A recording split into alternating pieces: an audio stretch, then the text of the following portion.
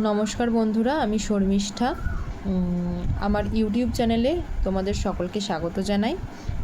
আজ আমি তোমাদের হিউম্যান ফিজিওলজির একটি খুব ইম্পর্টেন্ট টপিক ব্লাড নিয়ে আলোচনা করব। তো চলো শুরু করা যাক। তো ব্লাড কি না, ব্লাড হচ্ছে একটা হিউম্যান বডির একটা মেজর বা মোস্ট অ্যাবান্ডেন্টলি বডি ফ্লুইড। ব্লাড ছাড়াও আমাদের দেহে সেরিব্রোস্পাইনাল ফ্লুইড বা CSF, intercellular fluid, extracellular fluid, interstitial fluid, এই ধরনের আরও কিছু বডি ফ্লুইড দেখা যায়। বাট মোস্ট অ্যাবান্ডেন্টলি ব্লাড আমাদের দেহে একটা মেজর পোর্শন ক্যারি করছে। তো blood is a liquefied alkaline connective tissue. It transfer oxygen, nutrient, water, hormones and other substances to our body. এটার বাংলায় বলতে গেলে বলা যায় ব্লাড হচ্ছে একটি তরল ক্ষারীয় যোগকলা, যেটি আমাদের দেহে অক্সিজেন, নিউট্রিয়েন্ট, ওয়াটার, হরমোনস এবং অন্যান্য অনেক ধরনের সাবস্টেন্স আমাদের দেহে সরবরাহ করছে। তো এই ব্লাডের নর্মাল পিএইচ হচ্ছে 7.4, রেঞ্জ হচ্ছে 7.35 থেকে 7.45। এই কোয়েশ্চেনটি অনেক ধরনের কম্পিটিটিভ পরীক্ষায় কিন্তু আসে, তো এটা আপনারা অবশ্যই মনে রাখবেন। এরপর হচ্ছে ক্লাসিফিকেশন অফ ব্লাড। ব্লাড হচ্ছে মেনলি ব্লাড কর্পাসেল আর প্লাজমা নিয়ে তৈরি।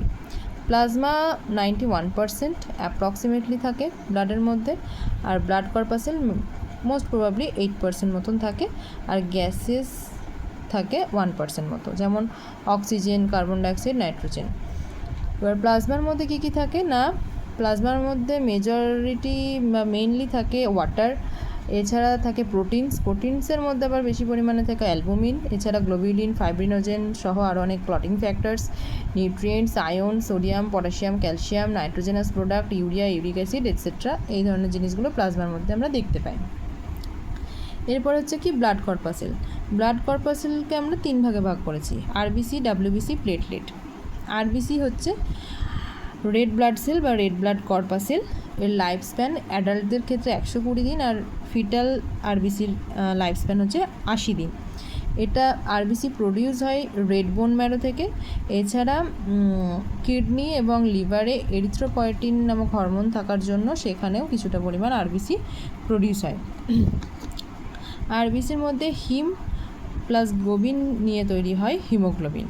এই হিমোগ্লোবিন অক্সিজেনের সঙ্গে বাইন্ড করে অক্সিহিমোগ্লোবিন নাম নিয়ে আমাদের দেহে অক্সিজেন সরবরাহ করে, কার্বন ডাইঅক্সাইডের সঙ্গে বাইন্ড করে ডিঅক্সিজেনেটেড ব্লাড ক্যারি করে লাংসে পৌঁছায় হার্টের মাধ্যমে, এবং কার্বোমিনো হিমোগ্লোবিন কার্বন মনোক্সাইডের সঙ্গে বাইন্ড করে দেহের অন্যান্য জায়গায় সরবরাহ করে। এই গেল আরবিসি। আরবিসির যেখানে ধ্বংস হয় সেটা হচ্ছে স্প্লিন, তাই স্প্লিনকে গ্র্যাভিয়েট অফ আরবিসিও বলা হয়। এরপর হচ্ছে প্লেটলেট। প্লেটলেট কি না, প্লেটলেট হচ্ছে আমাদের দেহের ক্লটিং ফ্যাক্টরের মধ্যে একটা। এটা হচ্ছে আমাদের দেহের হিমোস্ট্যাসিস প্রসিডিওরে হেল্প করে, বা আমাদের দেহের রক্ত তঞ্চনে সাহায্য করে, বা রক্ত জমাট বাঁধতে সাহায্য করে হচ্ছে প্লেটলেট। আর হচ্ছে কি ডাব্লিউবিসি। ডাব্লিউবিসির মধ্যে আছে গ্র্যানুলোসাইটোসিস আর অ্যাগ্রানুলোসাইটোসিস। গ্র্যানুলোসাইটোসিস মানে হচ্ছে যেই ধরনের ডাব্লিউবিসির মধ্যে গ্র্যানিউলস আছে তাকে গ্র্যানুলোসাইটোসিস বলে, আর যেই ধরনের ডাব্লিউবিসিতে গ্র্যানিউলস থাকে না তাকে অ্যাগ্রানুলোসাইটোসিস বলে, মানে অ্যাগ্রানুলোসাইটস আর গ্র্যানুলোসাইটস। গ্র্যানুলোসাইটসের মধ্যে আছে নিউট্রোফিল, ইওসিনোফিল, বেসোফিল। নিউট্রোফিলের নিউক্লিয়াসের মধ্যে 3 থেকে 5টা লোব থাকে, ইওসিনোফিলের নিউক্লিয়াসে 2টো লোব থাকে, আর বেসোফিলের নিউক্লিয়াসটা হচ্ছে বিন শেপেড। এই নিউট্রোফিল ফ্যাগোসাইটোসিস প্রসেসে আমাদের দেহের ডিফেন্স মেকানিজমে হেল্প করে। ইওসিনোফিল আমাদের দেহের অ্যালার্জিক রিয়েকশনে হেল্প করে, এছাড়াও কিছু সামান্য বা ফার্স্ট স্টেজ ইনফেকশনে হেল্প করে। আর basophil wound healing, infection, allergic reaction এগুলোতে হেল্প করে। এরপরে হচ্ছে সাইটসের মধ্যে আছে মনোসাইট, যেটা হচ্ছে লার্জ ডব্লিউবিসি। এটিও আমাদের দেহে ফ্যাগোসাইটোসিস প্রসেসে বডির সেকেন্ড লাইন ডিফেন্স মেকানিজম হিসেবে কাজ করে। আর লিম্ফোসাইট হচ্ছে বিলিম্ফোসাইট, টিলিম্ফোসাইট। বিলিম্ফোসাইট বোন ম্যারো থেকে প্রডিউস হয়, টিলিম্ফোসাইট থাইমাস গ্ল্যান্ড থেকে প্রডিউস হয়। বিলিম্ফোসাইট অ্যান্টিবডি মিডিয়েটেড ইমিউন রেসপন্সে হেল্প করে, আর টিলিম্ফোসাইট সেল মিডিয়েটেড ইমিউন মেকানিজমে রেসপন্স করে। তো এই গেল আমাদের ডাব্লিউবিসির ভাগ। এবং ডাব্লিউবিসি টোটাল মেনলি কাজ হচ্ছে আমাদের বডির সেকেন্ড লাইন ডিফেন্স মেকানিজম হিসেবে কাজ করা। ঠিক আছে, এরপরে হচ্ছে কিছু শর্ট কোয়েশ্চেন্স, যেমন হচ্ছে অ্যাডাল্ট আরবিসির লাইফ স্প্যান আমি বলেই দিলাম একটু আগে 120 দিন, ফিটাল আরবিসির লাইফ স্প্যান 80 দিন, তারপর হচ্ছে normal value of RBC in the body minimum 4.5 থেকে 5.5 লিটার পার MMQ। এরপরে হচ্ছে normal value of WBC 4,000 to 11,000 per MMQ, normal value of platelet 1.5 to 4 lakh per MMQ, life span of WBC এটা আমি বলবো না, এটা তোমরা আমাকে কমেন্ট করে জানাবে। Life span of a platelet 7 to 10 days আর অ্যাপ্রক্স। প্লাজমা আর সিরাম হচ্ছে ব্লাডের মধ্যে থাকা একটা প্রোডাক্ট বা প্রোডাক্টই বলতে পারো। তো সিরাম কি সেটা আমি বলেই দিচ্ছি না। প্লাজমা হচ্ছে কি না, ব্লাড থেকে যখন আমরা ব্লাড সেল বা ব্লাড কর্পাসেলগুলোকে সেপারেট করে দিচ্ছি তখন সেটা যেটা থাকছে পড়ে সেটা হচ্ছে প্লাজমা।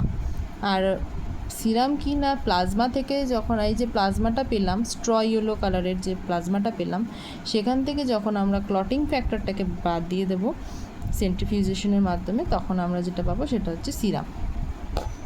তো এই একটা বেসিক ডিফারেন্স আছে প্লাজমার সিরামের মধ্যে, মানে প্লাজমাতে ক্লটিং ফ্যাক্টর থাকবে আর সিরামে ক্লটিং ফ্যাক্টর থাকবে না, আর ব্লাড সেল তো দুটোতেই থাকছে না। এছাড়া হচ্ছে গ্র্যাভিয়েট অফ আরবিসি বললাম একটু আগে, স্প্লিন। এছাড়া হাইপোভলেমিয়া, হাইপারভলেমিয়া, যখন আমাদের দেহের বডি ফ্লুইড বা ব্লাড বা এবং অন্যান্য ফ্লুইডের পরিমাণ খুব কমে যায় তখন আমাদের দেহে হাইপোভলেমিয়া দেখা যায়, আর যখন আমাদের দেহে বডি ফ্লুইডের পরিমাণ বেড়ে যায় তখন হাইপারভলেমিয়া। মানে বডি ফ্লুইড কমে গেলে হাইপোভলেমিয়া আর বডি ফ্লুইড বেড়ে গেলে হাইপারভলেমিয়া। আর কমে গেলে হাইপোভলেমিয়ার সাথে হাইপোভলেমিক শকও অনেক সময় দেখা যায়। হাইপোভলেমিয়া কখন হয় না, এক্সটার্নালি বা ইন্টারনালি যখন আমাদের বডি ফ্লুইড লস হয়, যেমন এক্সটার্নালি যেমন RTA বা রোড ট্রাফিক অ্যাক্সিডেন্টের মাধ্যমে অনেক সময় অনেক ব্লাড লস হলে হাইপোভলেমিয়া হয়, ইন্টারনাল কোনো হ্যামারেজ হলে কিছু হলে তখন আমাদের দেহে হাইপোভলেমিয়া দেখা যায়।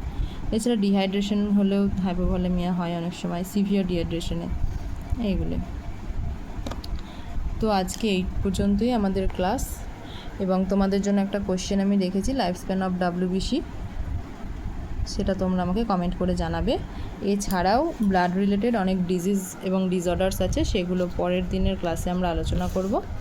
তো দেখা হচ্ছে পরের ক্লাসে, ততক্ষণ সবাই খুব ভালো থাকবে, সুস্থ থাকবে।